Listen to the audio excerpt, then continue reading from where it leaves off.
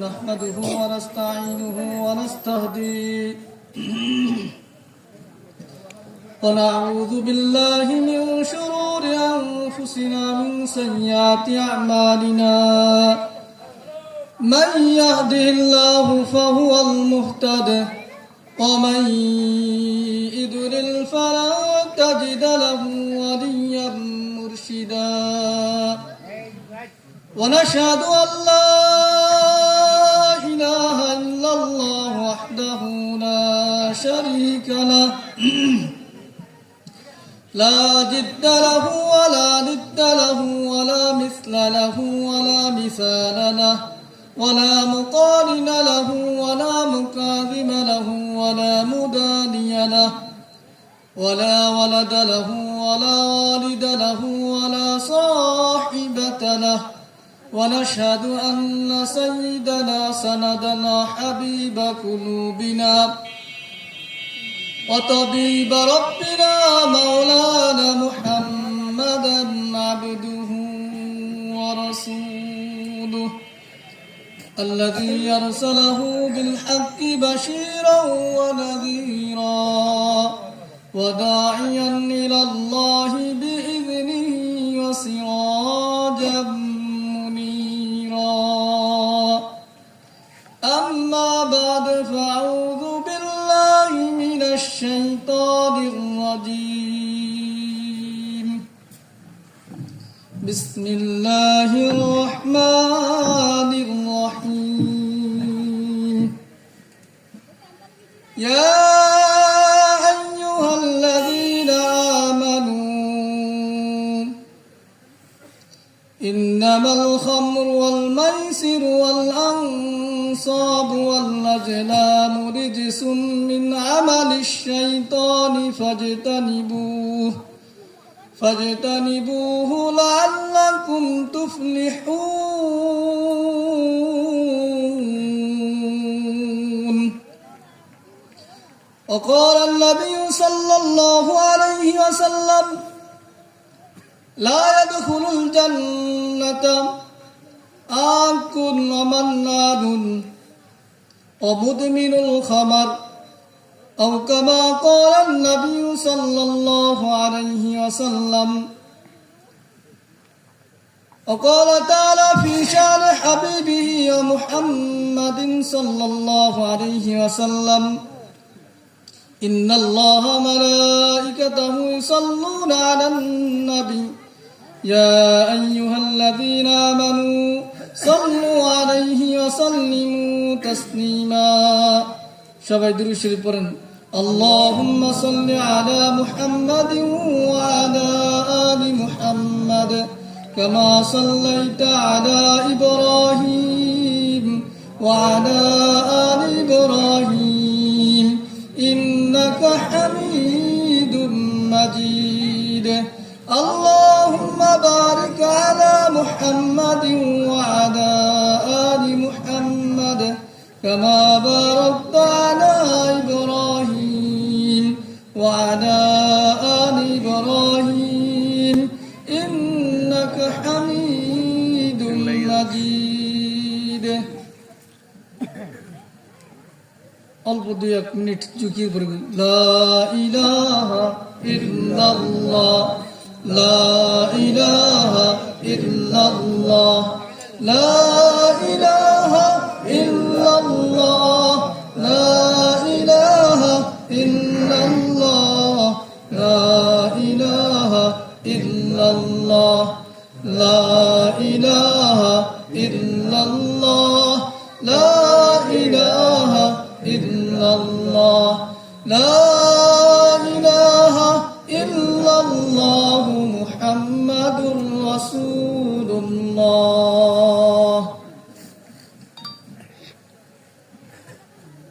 মুআজ্জাজ মুকাররম সম্মানিত সভাপতি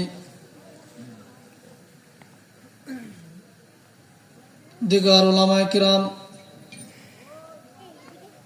এবং আমার সামনে উপবিষ্ট আমার দিন দরদি ভাইরা এবং পদ্মার অন্তরস্থলে বসা আমার বোন এবং মায়েরা সর্বপ্রথম শুকরিয়া জ্ঞাপন করছি সেই রব্বুল ইজ্জাত জালালের দরবারে, যে রব্বুল ইজ্জাত জালাল আপনাকে আমাকে ভালোবেসে বাদ মাগরিব দুনিয়ার মধ্যে দামি জায়গা জান্নাতের বাগিচায় বসে দুনিয়ার মধ্যে সর্বশ্রেষ্ঠ গ্রন্থ আল কোরআনের আলোচনা করার এবং শোনার তৌফিক দান করেছেন। এই জন্য সকলে দিল থেকে শুকরিয়া জ্ঞাপন করি, আলহামদুলিল্লাহ। আপনারা যারা এখন এই মজলিসে আছেন সবাই খুশি না বাজার? দিনই মজলিসে বসায় লস আছে আমাদের? আমি ছোট্ট একটা হাদিস বলে আমি আমার আলোচনায় যাব। আমার আজকের আলোচনা আমাকে নির্ধারণ করছে একটা বিষয়, একটা আয়াত দিয়ে। সেই বিষয়ে আলোচনার বিষয়টাও আমি বলবো সামনে। এই যে আমরা মজলিসে বসছি, এই মজলিসে যারা বসছে এখন সকলেই জান্নাতের বাগিচায় বসে আছি না আমরা? সকলেই এখন এই বাগানে যারা বসে থাকবে সময় দিচ্ছে, এই বাগানের মাহফিল শেষ পর্যন্ত যারা সময় দিবে তাদের সমস্ত গুনাহকে আল্লাহ তাআলা মাফ করে দিবেন। আল্লাহ রাসূল সাল্লাল্লাহু আলাইহি ওয়াসাল্লামের এক হাদিস, মুসলিম শরীফের হাদিস, নবী করিম সাল্লাল্লাহু আলাইহি ওয়াসাল্লাম বলেন,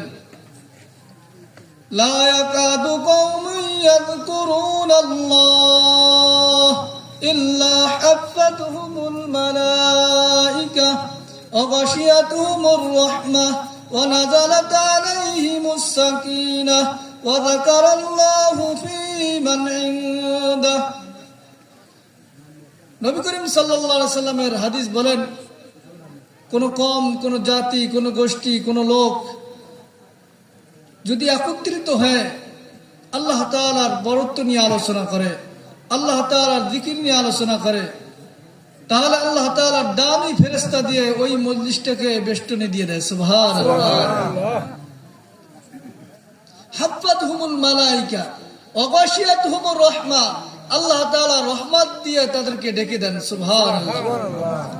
ওয়া নাযালাত আলাইহিমুস সাকিনাহ, এবং আল্লাহ তাআলা তাদের উপরে আল্লাহ তাআলা সাকিনার নামক অবতীর্ণ করেন। এই সাকিনার মাধ্যমে তার দিলের মধ্যে দ্বীনি কথা ভালো লাগতে থাকে। সুবহানাল্লাহ। ওয়া যাকারাল্লাহু ফী মান ইনদাহ, এর থেকে বড় পাওয়া ওই ব্যক্তিকে নিয়ে এই মজলিসে আমরা যারা বসে আছি, যদিও একটা সালার চট মনে হয়, কার্পেটের ইসের উপরে ত্রিফলার মধ্যে বসে আছি, কিন্তু এই মজলিসের মধ্যে আমরা যে কয়জন বসে আছি আমাদেরকে নিয়ে রব্বে কারীম আরশে আজিমে ফেরেশতাদেরকে নিয়ে আলোচনা করে। বলেন, দুনিয়ার একজন ডক্টর ইনু যদি আপনাকে নিয়ে আমাকে নিয়ে আলোচনা করেন তাহলে আমরা কত খুশি হব। আর বলে বলে জানাবো, শোনো আমাকে চেনো, আমি তো খরলিয়ার দাড়ির পরে লোক, আমার নিয়ে সংসদ পর্যন্ত আলোচনা হয়, খুশিতে বাক হয়ে যায়। রব্বে কারীম যদি আমাকে আপনাকে নিয়ে যদি আলোচনা করেন, এর থেকে পাওয়া, এর থেকে ফজিলাত, এর থেকে শ্রেষ্ঠত্ব, এর থেকে দামি নিয়ামত আর কিছু হইতে পারে না। তাহলে আমি আপনি এখানে বসে কি লসে আছি?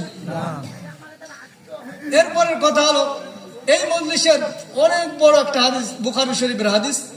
আল্লাহ রাসূল সাল্লাল্লাহু আলাইহি ওয়াসাল্লাম বলেন, এই মজলিসে যখন মানুষ বসে ফেরেশতারা বেষ্টনী দিয়ে রাখে, আল্লাহ তাআলার পর আরশের জন্য তো চলে যায়।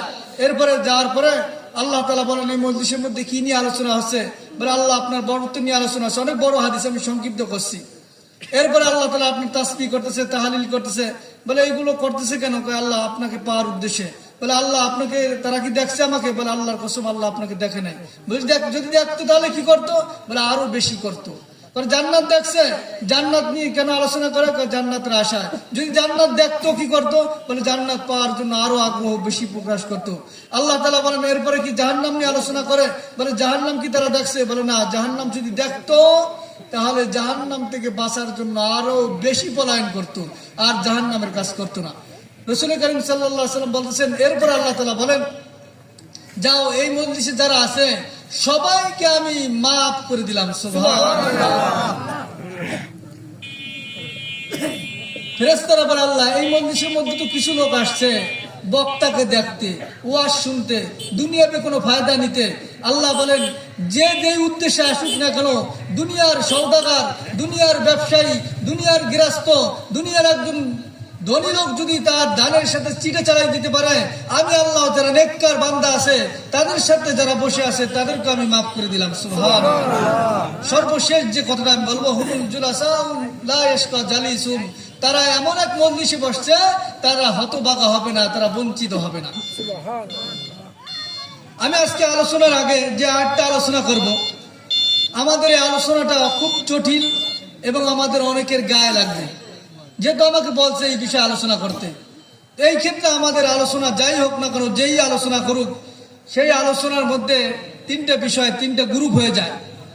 কিছু লোক আছে অন্যায় করে, অন্যায়ের বিরুদ্ধে যখন আলোচনা করা হয় ওই লোকটার অনুশোচনা হয়, ভয় হয়, দিলের মধ্যে কি করে তওবা করে ফিরে আসে, এই লোকটা কামিয়াব, এই লোকটার জীবনের সব গুনাহ মাফ করে দেয় আল্লাহ তাআলা, ওই ব্যক্তিটা জান্নাতি লোক হয়ে যায়। সুবহানাল্লাহ। আরেক গ্রুপ আছে যাদেরকে নিয়ে আলোচনা করলে, যারা কোনো বাতিল নিয়ে আলোচনা করলে, কোনো বিষয় নিয়ে আলোচনা করলে তারা কোনো দিকে যায় না, ওই কাজ গুনার কাজ ছাড়েও না, আবার গুনার কাজকে বাতও দেয় না, আবার কি হুজুরের বিরুদ্ধে ওরা হয় না, বলে এটা করার দরকার ছিল, মানে না। এরকম গ্রুপ আছে কিনা? এক গ্রুপ তো অল্প, এই লোকগুলো কি অল্প ওয়াজ শুনছে, আজকে এই কাজ করতে নিষেধ করছে হুজুর, করবো না সামনে থেকে, তওবা করে, এরা তো জান্নাতি মানুষ, এদের জীবনের সব গুনাহ মাফ করে দেন। সুবহানাল্লাহ। আর আরেকটা গ্রুপ আছে যারা কোনো দিকে যায় না, হুজুরের কথা বক্তব্য শুনছে, প্রতিক্রিয়াও জানায় না, ভালোও বলে না, মন্দও বলে না, গুনার কাজকে ছাড়াও না, আবার গুনার কাজকে কি করে না, হুজুরের বিরুদ্ধে কোনো মন্তব্য করে না। এমন লোক আছে কিনা? এই গ্রুপটা আছে একটু বেশি। এই গ্রুপগুলো কি আছে কিনা বলেন? এই দুই নাম্বার গ্রুপ, এদের দুইটা গুণ, একটা গুণ আছে, একটা কি আছে, কুগুণ আছে। গুণ হলো যে সে আলেমের বিরুদ্ধে যায় না, আলেমের বিপক্ষে কথা বলে না, এই জন্য সে আলেমের বিপক্ষে না যাওয়ার কারণে এই ব্যক্তিটা গুনাহ করছে, ওই গুনাহ করতেছে, এই গুনার কারণে কোনো এক সময় জাহান্নামে গেলেও কোনো এক সময় জাহান্নাম থেকে মুক্তি পেয়ে জান্নাতে যেতে পারবে। সুবহানাল্লাহ। আরেকটা গ্রুপ আছে খুব ডেঞ্জারাস, সেটা হলো তৃতীয় নাম্বার গ্রুপ। হলো যখন হুজুর কোনো বিষয় নিয়ে আলোচনা করে, তো হুজুর যখন ওনার বিরুদ্ধে যায় তখন হুজুরকে নিয়ে কটূক্তি করে, বিষোদ্গার করে, হুজুরকে নিয়ে কি করে বিষোদ্গার করে, হুজুর এই সমস্ত খেয়ে পায় না, কাজ পায় না, এ লোকটার ইমানও চলে যায়, আমলও চলে যায়, চিরস্থায়ী জাহান্নামী হয়ে যায়। তাহলে ওয়াজ শুনলে কয় গ্রুপ হয়?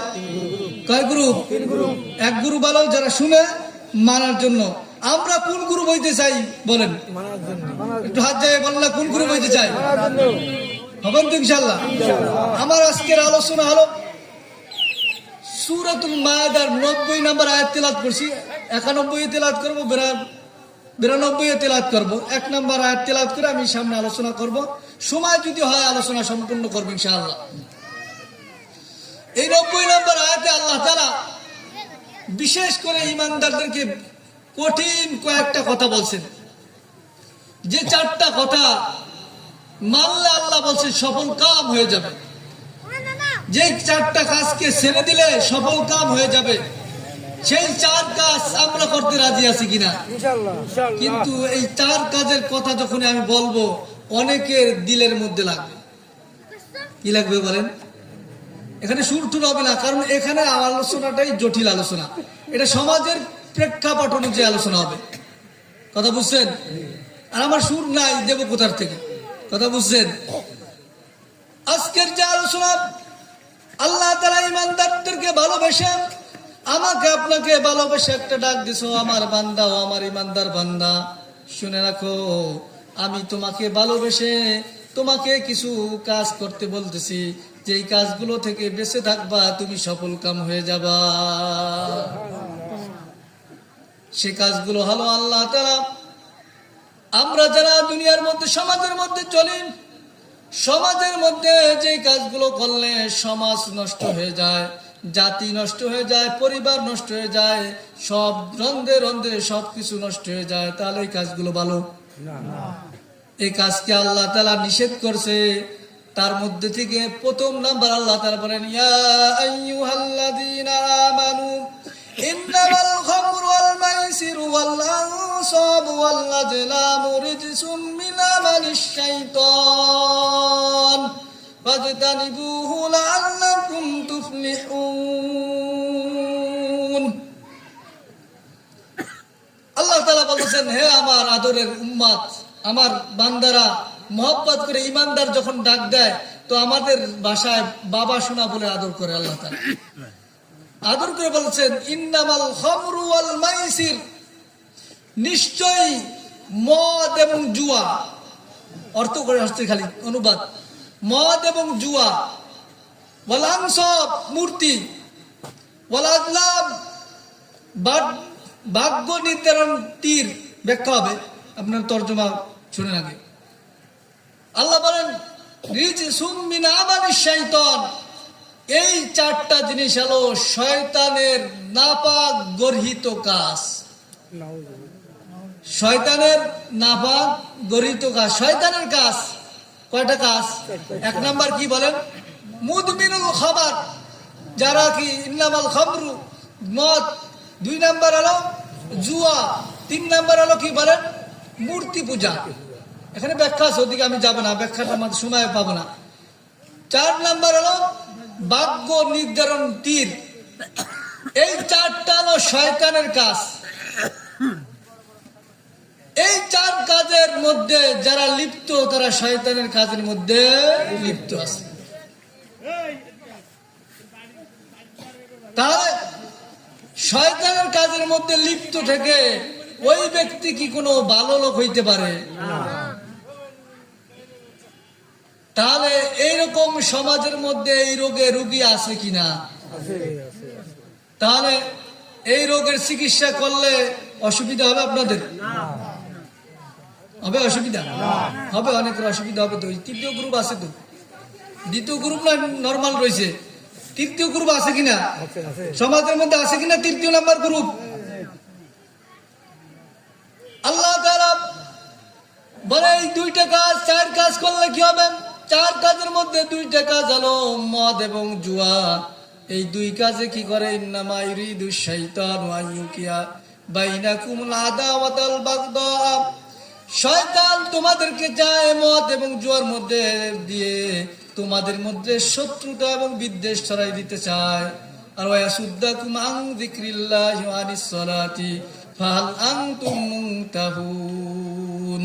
আল্লাহ বলেন এই দুই কাজ যদি তোমরা করো, মদ এবং জুয়ার মধ্যে লিপ্ত থাকো, তোমাদের মধ্যে শত্রুতা পয়দা হবে, তোমাদের মধ্যে বিদ্বেষ পয়দা হবে, তোমাদের সংসার টিকবে না, পরিবারের মধ্যেও কি হবে? বিদ্বেষ, ঝগড়া, ফ্যাসাদ হবে।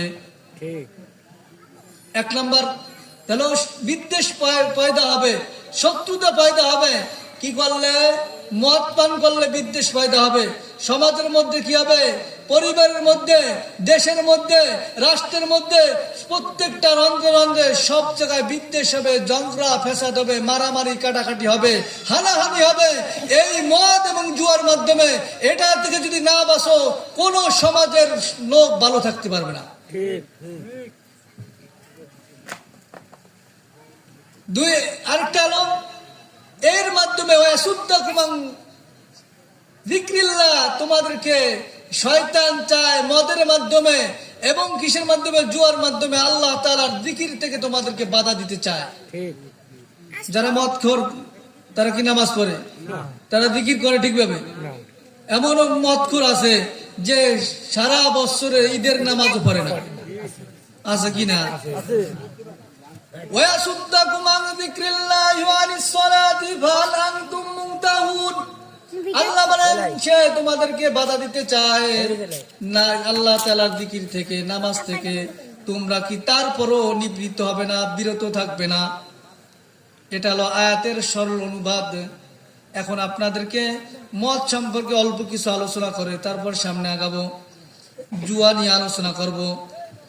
আল্লাহ তাআলা মদ সম্পর্কে, মদ এমন একটা খারাপ জিনিস যে সমাজের মধ্যে নেশাগ্রস্ত আছে, নেশায় লিপ্ত আছে, ওই সমাজের আল্লাহ তাআলা বলেন কুল্লু মুস্কির, আল্লাহ রাসূল বলেন কুল্লু মুস্কিরিন হারামুন, প্রত্যেক নেশা দ্রব্য জিনিস হারাম। শুনে রাখো, জান্নাতে যাবে না কারা? জান্নাতে যাবে না ওই সমস্ত লোক, লা ইয়াদখুল জান্নাতা আকুন, অমান্নানুন অমুদমিনুল খামার। রাসূল করিম সাল্লাল্লাহু আলাইহি সাল্লাম বলেন, তিন ব্যক্তি জান্নাতে যাবে না। কয় ব্যক্তি জান্নাতে যাবে না বলেন? তিন ব্যক্তি জান্নাতে যাবে না। এক ব্যক্তি হলো আকুল, যারা পিতামাতার অবাধ্য সন্তান কোনদিন জান্নাতে যাইতে পারবে না। পিতামাতার অবাধ্য তো সমাজে নাই এখন, হ্যাঁ? পিতামাতার অবাধ্য হলে সংক্ষিপ্ত একটা গল্প বলি আপনাদেরকে। পিতামাতার যারা অবাধ্য হবে, সে যত বড় আল্লাহর ওলি হোক না কেন, কাবার ঘর যদি গিলাফ জোরে ইবাদত করতে থাকে, আর অবাধ্য সন্তান, সে ব্যক্তির ইবাদত আল্লাহর কাছে কবুল হবে না। বুখারী শরীফের বললাম, আবু জুরাইজ খালি মা ডাকছে। আবু জুরাইজ বলে, জুরাইজ নামাজের মধ্যে ছিল, নামাজের মধ্যে থাকা অবস্থায় জুরাইজকে ডাকছে। চিন্তা করছে নামাজ ছেড়ে দেব কিনা, নাকি মার ডাক শুনবো। যেহেতু মায়ের ডাক শুনে নাই, মা বদদোয়া করছে জুরাইজকে, তোকে যেন জিনাকারিনীর মুখ না দেখায়। জুরাইজের নামে মামলা হয়ে গেছে। একবার সংক্ষিপ্ত করছি। জুরাইজের ঘটনা শুনছেন না আপনারা? শুনছেন নি? জানেন জুরাইজের ব্যাপারে মামলা হয়েছে। একটা মহিলা যে কি করে পাশে থাকে, সেই মহিলার গর্ভবতী হয়ে গেছে। মহিলার ব্যাপারে মহিলা যে নালিশ দিছে, জুরাইজ মনে হয় এই কাজ অপকর্ম করছে। জুরাইজকে নিয়ে গেছে। একবার সংক্ষিপ্ত বলতেছি, জুরাইজকে নিয়ে গেছে। জুরাইজ কি বলতেছে, উত্তর দেয় তোর কোনো ক্ষমতা নাই, কারণ এখন তো কি করবে, কাজটা গড়েছে একটা রাখাল, ওই মহিলার সাথে জিনা করছে একটা রাখাল। কিন্তু জুরাইজ দেখতেছে জিনার কাছে যখন গেছে, বাস্তবে এখন সাক্ষী প্রমাণও নাই। জুরাইজ বলছে, আমার ভাইরা শুনে রাখো, আমি যদি সাক্ষ্য, এই যে বাচ্চা হয়েছে, এই বাচ্চা যদি সাক্ষ্য দেয়, তাহলে কি তোমরা মানবা কিনা? জুরাইজের পক্ষে ওই বাচ্চা বলছে, নাই, আমার এই বাপ জুরাইজ না, আমার বাপ হলো ওই পাশে যে রাখাল আছে, সেই রাখাল আমার এই মায়ের সাথে অপকর্ম করছে। আল্লাহ তাআলা জুরাইজের মতো একজন আল্লাহর ওলিকে দিয়ে ওই জিনারকারীদের মুখ দেখাইছে, বদদোয়া করছে, মায়ের দোয়া লেগে গেছে। তিন ব্যক্তির দোয়া আল্লাহ তাআলা ফিরিয়ে দেয় না। কয় ব্যক্তির দোয়া বলে? তিন ব্যক্তির দোয়ার মধ্যে আমি আলোচনা দিকে যেমন একটা হলো যারা মুসাফির, তার দোয়া আল্লাহ তাআলা ফিরিয়ে দেয় না। দুই নাম্বার মাতা পিতার দোয়া সন্তানের পক্ষে হোক বিপক্ষে হোক ফিরিয়ে দেয় না। তিন নাম্বার হলো যারা অত্যাচারিত ব্যক্তি, যার উপরে জুলুম করা হয়, ব্যক্তির দোয়াকে আল্লাহ ফিরিয়ে দেয় না। তাহলে মা বাবা আপনার জন্য বড় নিয়ামত। এই মা বাপকে যদি আপনি কদর করেন, আপনি ফরজ ইবাদতের পরে আপনি যদি মা বাপের জন্য অনুসরণ করেন, তাদের খেদমত করেন, আপনার জন্য জান্নাত ওয়াজিব হয়ে যাবে। মা বাবার খেদমত করবেন তো ইনশাআল্লাহ। আমি ওই মা বাবার দ্বারে যাচ্ছি না। দুই নাম্বার আরো আল মান্নান। আল্লাহ রাসূল সাল্লাল্লাহু আলাইহি সাল্লাম বলেন, মান্নান, যারা খোটা দেয় তারা জান্নাতে যাবে না। কারা খোটা দেয়? খোটা দেয় যারা জান্নাতে যাবে না। খোটা দেনে আল্লাহ লোক আছে কিনা খোটা বুঝেন? আরে আমি যদি মসজিদে এই টাকাটা দিতাম, এটা কি হইতো? বা আজকের মাহফিলে আমি যদি 10,000 টাকা দিতাম, তোমার মাহফিল চালাতে পারতানি? কয় কিনা? এই লোকটা বেশ জান্নাতি, এই লোকটা জান্নাতি। আমার বাপ মসজিদের মাদ্রাসা টাকা দিয়ে গেছে, আমার বাপ মসজিদের সভাপতি না, সেক্রেটারি না, তুমি সেক্রেটারি হোক কেন, সভাপতি হোক না, এরকম লোক জান্নাতি না? এরকম খোটা হয় কিনা আমাদের? আর মসজিদ মাদ্রাসা আমরা টাকা দেই, আমাদেরকে নাম নাই, যে টাকা দেয় না তারা খাওয়াই দাও হুজুর, তোমরা এরকম বলি কিনা আমরা সমাজে? এই লোকটা জান্নাতি না? কথা বলে না, এই লোকটা জান্নাতি। তিন নাম্বার হলো মুদমিনুল খাবার। যারা কি করে মদ পান করে, তারাও জান্নাতে যাবে না। মদ পানকারী জান্নাতে প্রবেশ করবে না। এবার বলেন, সমাজের মধ্যে মদ পান করেওয়ালা লোক আছে কিনা? আছে। আরেকটা হাদিস আপনাদেরকে মদ পান সম্পর্কে বলি। শুধু মদ না, যারা যেই নেশা আছেন সেই নেশা থেকে বাঁচেন। নেশা যদি আপনি না বাঁচেন, কারণ রাসূল বলেছে, কুল্লু মুস্কিরিন হারামুন, প্রত্যেক নেশাদার বস্তুই হলো হারাম। আল্লাহ রাসূল সাল্লাল্লাহু আলাইহি সাল্লাম বলেন, মান শারিবাল খামর, যে ব্যক্তি মদ পান করলো, লাম ইয়ারদাহুল্লাহু তাআলা বাইনা লাইদাতান, আল্লাহ তাআলা তার 40 রাত পর্যন্ত কোন ইবাদত কবুল করবে না। কয় রাত বলেন? 40 রাত ইবাদত কবুল করবে না নবীজি সাল্লাল্লাহু আলাইহি সাল্লাম। এরপরে বলে, শোনো, ওয়াইল মাতা কাফিরা, যদি কোনো মানুষ নিশাদ্রব্য পান করে ওই অবস্থায় মারা যায়, সে ব্যক্তি কাফের অবস্থায় মৃত্যুবরণ করবে। ওই নিশাদ্রব্য অবস্থায় যদি মানুষ মারা যায়, কাফের অবস্থায় মৃত্যুবরণ করবে। এবার বলেন, যে কাফের অবস্থায় মৃত্যুবরণ করবে সে কি জান্নাতে যাবে? না। ওই ব্যক্তি যদি তওবা করে, আল্লাহ তাআলা তার তওবাকে কবুল করে নেবেন। ওই ব্যক্তির তওবাকে কবুল করে নেবেন। ওই নাদা, যদি আবার ওই তওবা করার পরে আবার মদ পান করে, আবার মদ পান করার পরে রাসূল কারীম সাল্লাল্লাহু আলাইহি সাল্লাম বলেন, ফাকানা হাক্কান আলাইহি আলাল্লাহি, আল্লাহর উপরে হক হয়ে যায়, আইয়ুসকিয়াহু মিন তিনিল খাবাল, আল্লাহ তাআলার জন্য আবশ্যক হয়ে যায়, আল্লাহ তাআলা নিজের উপরে ফরজ করে নেয় ওই ব্যক্তিকে জাহান্নামের তিনে খাবালকে পান করাবে। এই সাহাবী বর্ণনাকারী নাম হলো আসমা বিনতে ইয়াজিদ। তিনি বলেন, কুলতু ইয়া রাসূলুল্লাহ ওমা তিনুল খাবাল, আল্লাহ রাসূল সাল্লাল্লাহু আলাইহি সাল্লাম সেই তিনে খাবাল কি জিনিস? আল্লাহ রাসূল সাল্লাল্লাহু আলাইহি সাল্লাম, আমরা তো জানি না তিনে খাবাল কি জিনিস।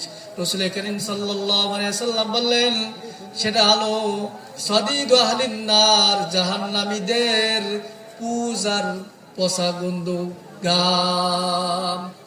খাবেন নি কেউ? না। এবার যারা যেই বাবারা মদখোরদের কথা শুনলেন, তারা তো মনে হলো যে আমি মদ খাই না, আমি ভালো লোক। রাসূল যে বললেন কুল্লু মুসকিরিন হারামুন, প্রত্যেক নিশাদ্রব্য জিনিস হারাম। এবার বলেন, এর মধ্যে বিড়িখোর আছে কিনা, গাঁজাখোর আছে কিনা, ট্যাবলেট খোর আছে কিনা, ফেন্সিডিল খোর আছে কিনা? কথা কয় না? আছে। জোরে বলেন, আছে কিনা? এরা তো জান্নাতি না। যারা বিড়ি খায় তারা জান্নাতের খাবার না, ওটা জাহান্নামের খাবার। বিড়ি খাইলে কোনোদিন পেটও ভরে না, কিছু ভরে না। কথা কয় না? লা ইসমুন আলাইহিম মিন জু, আল্লাহ তাআলা বলেন জাহান্নামীদের একটা খাবার হবে দড়ি, সেই দড়ি আলো সেটা পেটও ভরে না, আর কি ক্ষুধাও নিবারণ করে না, মোটাও করে না, ক্ষুধাও নিবারণ করে না। বলেন, যারা বিড়ি খায় তাদের খিদা নিবারণ হয় কিনা? না। খাবেন 4 প্যাকেট খেলে পেট ভরবে? তাহলে আবার 4 প্যাকেট দিয়ে আমি খেয়ে দেখো, পেট ভরবে কারো? না। খাও একবারে। তাহলে যারা বিড়ি খান, যারা গাঁজা খান, যারা মদ খান, নিশ্চিত আপনি যদি তওবা না করেন, ফিরে না আসেন, ভাই আপনার হাতে ধরে, আপনার পায়ে ধরে, আপনার কাছে যদি বলেন এই মজলিসের মধ্যে ইমাম সাহেব আপনি পায়ে ধরবেন, আমি আপনার পায়ে ধরবো, ফিরে আসেন, জাহান্নাম থেকে বাঁচার জন্য আপনাকে বলতেছি। ভাবে বাঁচা যাবে না? বলেন, মারা যাবে কিনা? বলেন, বলেন একটু মারা যাবে কিনা? এই জন্য আমাকে আপনাকে এই সমস্ত নিষাদ্রব্য বস্তুকে ছাড়তে হবে। নিষাদ্রব্য বস্তু পান করে জান্নাতে যাওয়া যাবে না। যদি জান্নাতে যাওয়া যাইতো, তাহলে এর এলাকার মধ্যে যারা হুজুররা আছে তারাও মাঝে মধ্যে খাইতো। কোন হুজুর খাইছেনি কোনোদিন? কথা বলে না। যদি খায় হুজুর তাহলে হালাল হয়ে যাবে। সাপোজ মেনে নিলাম হুজুর যদি খায় তাও কি হালাল হয়ে যাবে? হালাল হবে না, যেই যা করুক না কেন। এই জন্য আপনাদের হাতে ধরি, পায়ে ধরি, বাবা এই জিনিস থেকে আপনারা ফিরে আসেন। ফিরে আসা যাবে? হ্যাঁ, 2 নম্বর পয়েন্ট হলো জুয়া। জুয়া আমাদের সমাজে নাই। জুয়া আমাদের সমাজে তো নাই। জুয়া খোর কোনো পাওয়া যায় না, সবাই আল্লাহর ওলি ফেরেশতা। কেউ জুয়া খেলে না, খালি একটু মাঝে মধ্যে টাস খেলে। কি কয়? টাস খেলে। ওরে ভাই, টাস খেলা আলাদা তো জুয়া করে, ক্যারাম বোর্ড খেলা আলাদা, জুয়া খেলে না? খেলে। এবার ক্যারাম বোর্ড আলাদা বাদ দিলাম, যারা মোরগ লড়াই করে তারা জুয়া খেলে না? হ্যাঁ, যারা জুয়া খেলে না। জুয়ার হলো এমন একটা বিষয়, যারা মোরগ লড়াই করে, যারা ঘোর দৌড় করে, যারা এরকম ভাবে যার মধ্যে কোনো কি নাই, আপনার কোন দ্বিতীয় পক্ষে বা তৃতীয় পক্ষ, 2 পক্ষ মিলে বাজি ধরবেন। যেমন ক্রিকেট খেলার মধ্যে বাজি ধরে, আরে আজকে খেলা হবে, যারা জিতবে আমরা 2 পক্ষের কোন এক পক্ষ কি দেবো? স্পিরিট খাওয়াবো অথবা কোকোকোলা খাওয়াবো। স্পিরিট আর কোকোকোলা না খেলে কি এখন পেট ভরে? কথা কয় না? এখন একটা কথা বলবো, এই যে আজকে ফিলিস্তিন বিজয় হলো, আলহামদুলিল্লাহ, মানে বিজয় মানে সন্ধি চুক্তি হয়েছে, একটা নিরাপত্তা 40-42 দিন 60 দিনে যে কথা হয়েছে, এটা একটা ফিলিস্তিনের সাথে একটা সন্ধি চুক্তি হয়েছে। কিন্তু এর মানে তো পুরোপুরি বিজয় হয়ে যায় নাই। আজকে যে ইসরায়েল ফিলিস্তিনের মধ্যে এত 47-48 হাজার মানুষ মারছে, এটা হলো সরকারি একটা জরিপ, কিন্তু আরো মারছে, লাখের উপরে মানুষ মারছে। কথা বলছেন নাই? এই সমস্ত মানুষদেরকে যারা মারতেছে, আর সেই সমস্ত পণ্য, সেই সমস্ত লাখ, সেই সমস্ত ইউনিলিভারের পণ্য কিনতেছি, দোকানদাররা ব্যবসা করতেছি, আর আমরা কুরাই করতেছি, কুরাই করে বলতেছি আর আমি ফিলিস্তিনের জন্য আবার মসজিদে দোয়া করতেছি। খুব ভালো লোক, কথা বলে না। মুসলমানের বিপক্ষে আমি যাচ্ছি, ফিলিস্তিনি পণ্য কিনতেছি, স্প্রাইট কিনতেছি, লাক্স সাবান কিনতেছি, যত ইউনিলিভারের পণ্য আছে, হুইল আছে, সব কুরাই করে আবার মসজিদে গেছে, আল্লাহ ফিলিস্তিনের কি করো, বিজয় দাও, বিজয় দাও, ফিলিস্তিনের মুসলমানদেরকে বিজয় দাও। আমি ইসরায়েলের সহযোগিতা করতেছি, টাকা দিয়ে, পয়সা দিয়ে, আবার ইসরায়েলের বিপক্ষে দোয়া করতেছি। আমার কাজ কি হইলো বলেন? বোঝেন নাই? মুনাফিক না?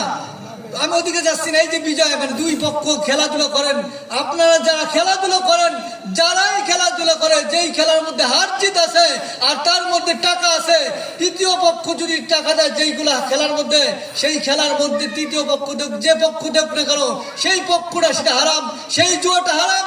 সেই জুয়া যে ব্যক্তি খেলে, রাসূল করিম সাল্লাল্লাহু আলাইহি সাল্লাম বলেন, জুয়া যে ব্যক্তি খেলে, সে ব্যক্তি শুয়ারের রক্ত দিয়ে তার হাতকে রঞ্জিত করলো। নাউযুবিল্লাহ। শুয়ারের রক্ত দিয়ে যে ব্যক্তি হাত রঞ্জিত করে, সে ব্যক্তি জান্নাতি মানুষ।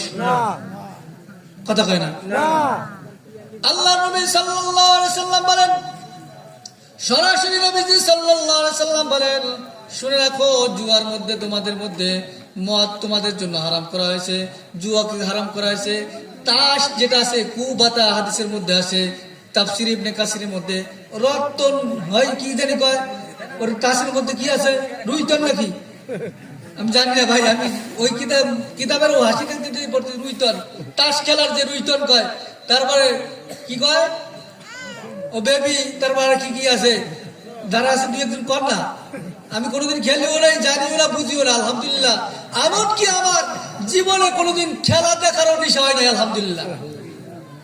যারা আজকে আমাদের এই সমাজের মধ্যে অনেকে আছে, খেলা দেখার নেশা আছে, ক্রিকেট খেলা দেখার নেশা, ফুটবল খেলা দেখার নেশা, এই সমস্ত খেলা দেখার জন্য যদি কোনো ব্যক্তি হারাম হওয়ার জন্য, ওখানে মহিলারা নাচে না, গায় না, টিভির মধ্যে যারা পর্দায় খেলা দেখেন, আমার জানা মত যেটুকু শুনছি, যে ওখানে মহিলারা কি করে, সুন্দরভাবে নাচে, তাও উলঙ্গ অবস্থায়।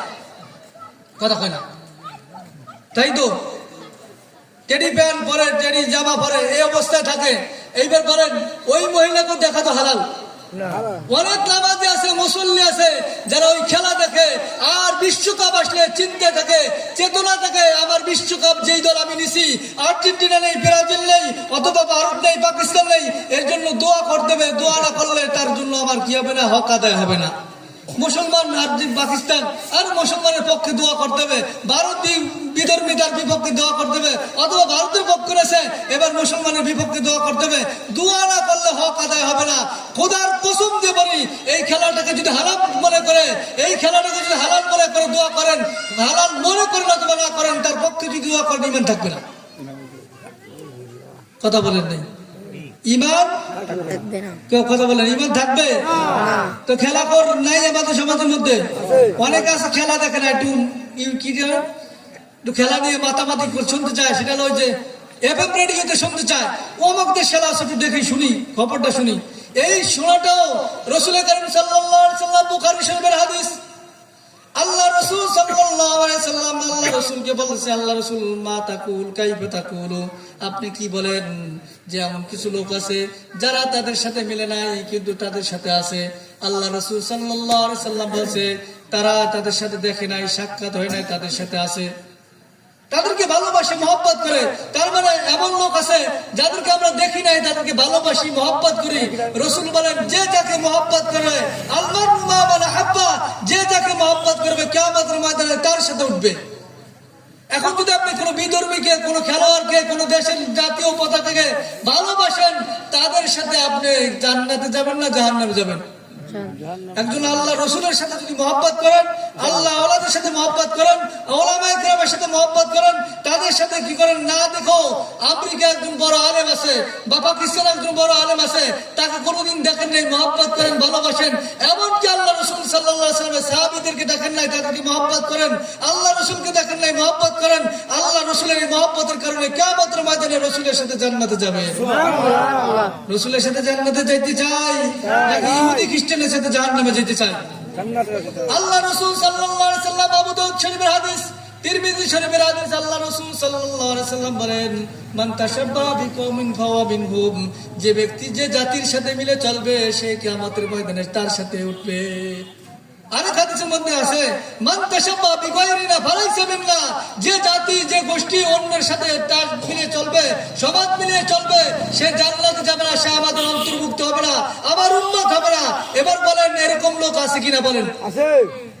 এরপর বলেন জুয়ার যে খেলার বলতেছিলাম, এই যে জুয়া, আমরা গরু লড়াই খেলি, আমাদের সন্তানদেরকে শুয়ারের রক্ত দিয়ে রঞ্জিত করতেছি আমরা। বাবা আপনাদের বিরুদ্ধে বললাম, আমার জীবনে, আমার বাড়ি মাদারীপুর, আপনি মাদারীপুর খোঁজ দিবেন, এবং আমি যেই জায়গায় থাকি রাজৌরি থানার, আমার জীবনে আমি দেখিনি মোরগ লড়াই হয়। আপনারা সেখানে এখনো খোঁজ নিতে পারেন, খোঁজ নিয়ে কোনো দূরের ব্যাপার না। রাজৌরির বাড়ি আমার, রাজৌরির আমগ্রাম ইউনিয়নের বাড়ি, আপনি যে খোঁজ দেন, আমার জীবনে শুনি নেই মোরগ লড়াই, এখানে এসে শুনতেছি মোরগ লড়াই। কথা বুঝছেন? আমি কি রে আল্লাহ, আমি কিন্তু দেখিও নাই, আমি জানছি মোরগ লড়াই হয়, কারণ ওখানে যেহেতু কোনো ব্যক্তি দেখার দিয়ে তো যায়, তাহলে ওই দলের মধ্যে অন্তর্ভুক্ত হয়ে যাবে। আমি দেখিও নাই কোনোদিন, শুনছি শুধু এই এলাকায় বেশি।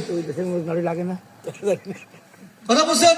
আল্লাহ তাআলা বলেন, এখানে একটা আয়াত বলে আপনাদেরকে, ইবাদুর রহমান, আল্লাহ তাআলা নেককার বান্দাদের কিছু আলামত আছে, রহমানের কিছু বান্দা আছে, তার একটা গুণ হলো ওয়াইজা মারু বিল্লাহি মারু কিরামা। আল্লাহ তাআলা বলেন, আমার বান্দারা শুনে রাখো, ইবাদুর রহমানের যারা বান্দা হবে তারা কোনোদিন কি করবে না, কোনো জুয়ার ময়দানে যাবে না, কোনো মূর্তি পূজার কাছে যাবে না, কোনো গান বাজনার কাছে যাবে না, কোনো রং তামাশায় যাবে না। যারা আল্লাহর খাঁটি বান্দা হইতে চায় তারা এই সমস্ত জায়গায় যাবে না। যদি যায় সে ব্যক্তি তাদের সাথে জাহান্নামে যাবে। এজন্য আমাদেরকে আল্লাহ তাআলা ইসলামে খেলা বৈধ করছেন। কিছু খেলা আছে 4 শর্তে, শরীর চর্চার জন্য 4 শর্ত যদি আপনি খেলেন তাহলে আপনি খেলাটা হালাল হবে, বৈধ হবে। 4 শর্তের এক শর্ত হলো কোনো খেলা যেন কোরআন হাদিসের বিরুদ্ধে না যায়। কথা বোঝেন নাই? যেমন আল্লাহ তার রাসূল করিম সাল্লাল্লাহু আলাইহি ওয়াসাল্লাম নিজে স্বয়ং দাবা খেলেন না, দাবার কথা আসে, পাশা খেলে, পাশা আমি বুঝিও না ভালো, পাশা খেলে করে টাকা দিয়ে খেলে নাকি, এটা এরকম তো পাশা খেলে। এরপরে কি করে, যারা কি করে তোমার যে পাশা খেলে, জুয়া খেলে, রাসূল করিম সাল্লাল্লাহু আলাইহি ওয়াসাল্লাম বলছেন এই সমস্ত লোকরা জান্নাতে যাবে না। এই যে একটা খেলা, এর মধ্যে কি লাভ আছে বলেন? এর মধ্যে আপনার লুডুও যদি ধরা হয়, লুডু তো তেমন কোনো উপকার নাই, আছে না? লুডু খেলি কিন্তু আমরা অনেক হালাল মনে করে খেলি, এই ব্যাপারে একটু কিলোকাল আছে। মাকরু ছাড়া কোনো উপায় নাই, মাকরু। 2 নম্বর পয়েন্ট হলো, যে খেলা খেলতে যে হারামকে লিপ্ত হইতে হয়, যেমন ফুটবল খেলতে যে কাঁসা দিতে হবে, কাঁসা দেওয়া হালাল না হারাম? কথা বলে না, হারাম। যদি কোনো খেলা খেলতে যে কাঁসা দেওয়া লাগে, সতর্ক কি করতে হয়, খুলতে হয়, তাহলে এই ব্যক্তি ওই খেলাটা হারাম হয়ে যাবে। যে খেলা খেলতে যে গান বাদ্য হবে, যেই খেলার মধ্যে গান বাদ্য আছে, খেলাও যদি কি হয়, ওই খেলা খেলা যাবে না। 3 নম্বর পয়েন্ট হলো, যে খেলার মাধ্যমে আল্লাহকে ভুলিয়ে যায়, আল্লাহর স্মরণকে ভুলিয়ে যায়, এমন অসংখ্য খেলা আমাদের মধ্যে আছে যেই খেলার কারণে আল্লাহর নাম ও নামাজও পরিণত আছে। কথা বলে না? আছে ভাই, কষ্ট হচ্ছে আপনাদের? 4 নম্বর পয়েন্ট হলো, যে খেলার মধ্যে খেলবে, তবে খেলাটার মধ্যে দুনিয়াবি কোনো স্বার্থ আছে, অর্থাৎ শরীর চর্চা হবে, কিন্তু হার জিত হইতে পারবে না। একটু খেললেন, ফুটবল খেললেন, ক্রিকেট খেললেন, সতর ঠিক রেখে ইসলামী নিয়ম মেনে কোনো বাদই থাকবে না। সেখানে যদি আপনি শরীর চর্চার জন্য 15-20 মিনিট খেলেন, কিন্তু খেলতে খেলতে আসরের নামাজের পরে খেলা শুরু করছেন, আসর শেষ, মাগরিব শেষ, কিন্তু নামাজের দিকে নাই, এই খেলাটাও যদি হালাল হয় শরীর চর্চার জন্য, এটাও হারাম হয়ে যাবে। ঠিক কথা বলছেন নাই? এরকম কাজ আছে কিনা আমাদের? তো আমরা যারা কি করতে চাই, জান্নাতে যাইতে চাই, শয়তানের কাজকে পদঙ্ক অনুসরণ করতে চাই না, আমাদের জন্য হলো এই মোরগ লড়াই করা যাবে, ঘোড়াদৌড় করা যাবে, তারপর ড্যান্স করা যাবে, যাত্রাপাল দেওয়া যাবে, এই সমস্ত বিরুদ্ধে আমরা যাব। যে মুসলমান করবে বুঝানোর চেষ্টা করব, ওনার কারণে আল্লাহর গজব, আল্লাহর শাস্তি।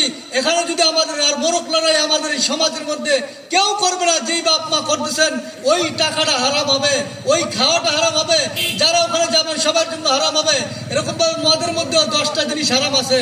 যে ব্যক্তি মদ খায়, মদ স্বয়ং আল্লাহ তাআলার অভিশাপ। যে ব্যক্তি মদ পান করে তার উপর অভিশাপ, যে ব্যক্তি মদ পরিবেশনা করে তার উপর অভিশাপ, যে ব্যক্তি মদ কি করে আমদানি করে তার উপর অভিশাপ, যে ব্যক্তি কি করে অন্য জায়গা থেকে কি করে রপ্তানি করে সে ব্যক্তির উপর অভিশাপ, যে ব্যক্তি মদ কি করে নিগ্রাস সে ব্যক্তির অভিশাপ, যে ব্যক্তি কোনো কি করে এ মদ দিয়ে কি করে বেচা কেনা করে তার উপর অভিশাপ। এরকম ভাবে যত এরকম 10টা গুনাহ আছে। তাহলে মদে যদি এরকম গুনাহ হয়, আপনি গুনার কাজে যদি সহযোগিতা করেন, আপনি ওই গুনার কাজে না গেলেও গুনার কাজে কি আপনি শামিল হয়ে যাবেন। আরেকটা বিষয় হলো যে আমাদের সমাজের মধ্যে অনেকে আছি যে আমাদের কি করি গুনার যে কাজগুলো আছে সেই কাজগুলোর মধ্যে আমরা অনেক সময় খুশি প্রকাশ করি।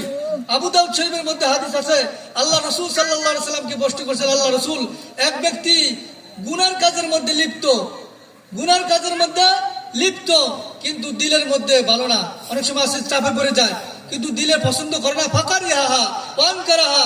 আল্লাহ রাসূল সাল্লাল্লাহু আলাইহি সাল্লাম বলেছেন ফাকাদ গাবানহা, সে ওই ব্যক্তি তো ওখানে যদি থাকো তারপরে জোর করে নিয়ে গেল ওই ব্যক্তি দলভুক্ত না।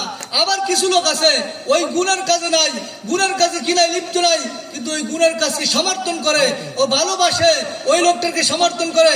আল্লাহ রাসূল বলেন ফাকাদ শাহিদা আনহা, সে ব্যক্তি ওইখানে উপস্থিত আছে, ওর মধ্যে দলভুক্ত আছে।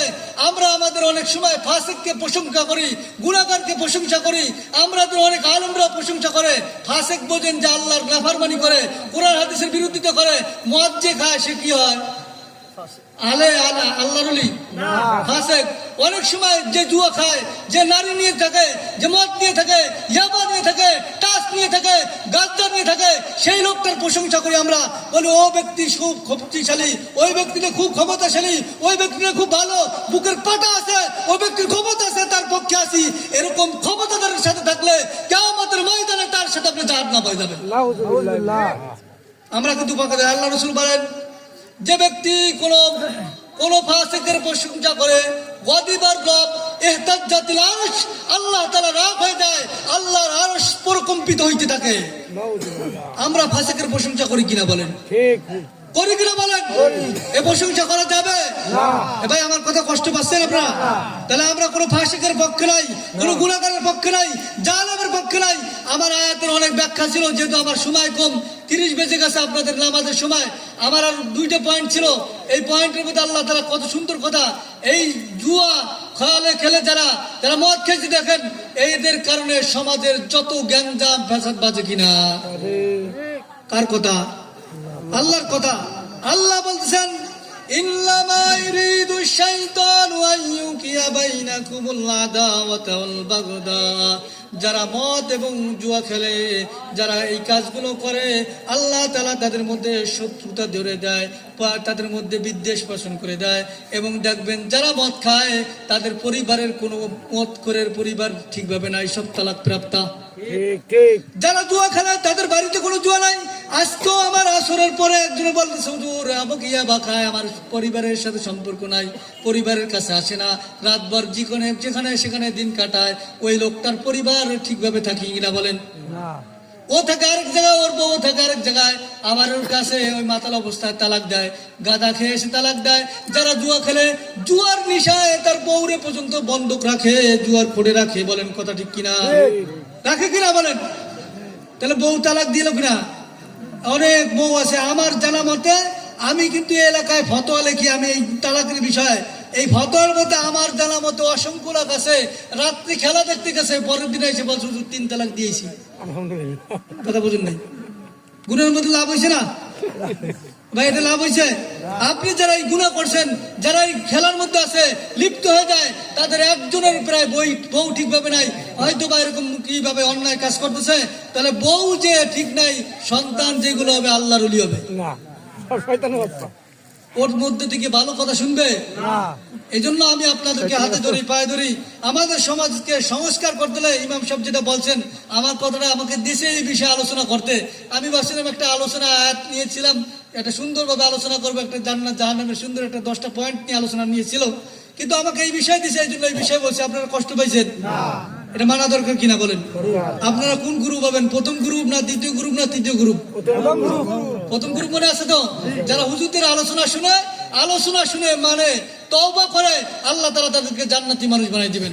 দ্বিতীয় গ্রুপ যারা কি করে আলোচনা শুনে কোনো বিরূপ মন্তব্য নাই, হুজুরের বিরুদ্ধে কয় না, আবার ওই গুনাহ ছাড়েও না, এই লোকটা জাহান্নামে যাবে, তবে কোন এক সময় ফিরে এসে আল্লাহ তাআলা মাফ করলে করতে পারে, জান্নাতে যাবে। কিন্তু আরেক গ্রুপ আছে হুজুরদের সাথে বিদ্বেষ পোষণ করে, আজকের এই আলোচনা শুনে অনেকে বলবে হুজুর মানে আমার বিরুদ্ধে কইছে। যারা খায় তারা কি কবে কিনা বলেন? যারা খায় যারা করে তারা কবে হুজুর মানে আমার বিরুদ্ধে কইছে। ভাই আপনার বিরুদ্ধে না, যে করেন তার হাতে ধরি পায়ে ধরি, স্টেজের মধ্যে আসেন, আপনার পা ধরে আমি কানবো, আপনার পা ধরে মাপ চাবো, ফিরে আসেন, তওবা করেন, আপনি জান্নাতি মানুষ হন, এটা আমাদের কাম্য। কি ভাই, আপনারা ফিরে দিয়ে তো কোনো লাভ নাই। এই জন্য আপনাদের সকলের কাছে আমি যেহেতু এলাকার ইমাম, যে কথাগুলো বললাম সকলের আমার ফিরে আসা দরকার কিনা বলেন, আমল করা দরকার কিনা? আর বিড়ি খোর যারা হাসি সবাই বিড়ি ছেড়ে দেয় ভাই। আপনারা নামাজ পড়েন অনেকে, তারপর একটু না টান দিতে ভাল ঠে না, কথা বলে না, একটু ছাড়েন ভাই। আপনাদেরকে ছাড়তে বলতেছি, হাতে ধরি পায়ে ধরি ছেড়ে দেন। আল্লাহ তাআলা আমরা যতটুকু আলোচনা করলাম আয়াতের উপরে আমল করার তৌফিক দান করুক। ওয়া আখিরু দাওয়ানা আলহামদুলিল্লাহি রাব্বিল আলামিন।